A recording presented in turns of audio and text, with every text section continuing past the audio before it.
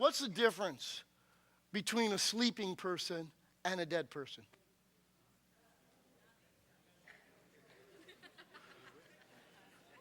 What's the difference between a sleeping person and a dead person? Come on. Okay, dead people don't move. Okay, that's a good one. One has a pulse, okay?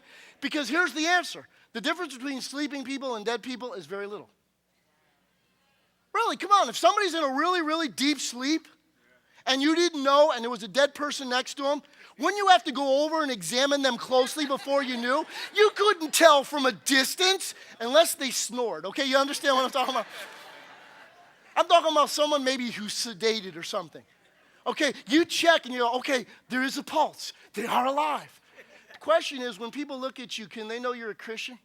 Or do they got to get so close? They go, okay, yeah, wait a minute. I think there is a pulse that's here. Because why? Sleeping people don't do anything, right? Dead people don't do nothing, that's for sure, okay? But neither do sleeping people, right? They're inactive. Isn't that the idea of sleeping? You're inactive. And why do people go to sleep? Get rest. But what's the main reason people lay down and go to bed? Because they're tired, right? And here's the problem. Listen. The reason why a lot of people go to sleep is because you are tired. You're tired spiritually. You know the reason why? Because you've been trying to do this in your own strength. Some of you have been serving, but you're serving in the wrong reasons. You're driven. You feel, I got to do this and I got to do that because you're trying to buy the favor of God. And that'll tire you out. You see, we haven't learned to rest in the presence of God. Because work in God's end should be fulfilling, not exhausting. And when we're walking with God in that end, you see the difference. But the enemy comes to lull us to sleep, because the other reason people go to sleep is because why? They become complacent. They feel overwhelmed by what's going on. And what difference can I make? I'm just going to go lay my head down and sleep. And the fact is, there are people here today, you're sleeping because you're trying to escape. You're hoping, come quickly, Lord Jesus, get me out of here. But God's trying to stir us to get us up because he's got things he needs to do. See, the problem is not in your strength, but in his. And when we experience an awakening, it's tapping back into the strength we were intended to live by, God's strength. So how do we experience an awakening? Here, I'm going to take you through some simple steps that if you follow these, because I put it in this fashion, it's to live an awakening lifestyle. Because there are twofold realities here. To some people, it needs to rekindle the flame that once used to be inside of you. And to others, maybe the flame is burning, and this is how to maintain the flame and keep it burning consistently.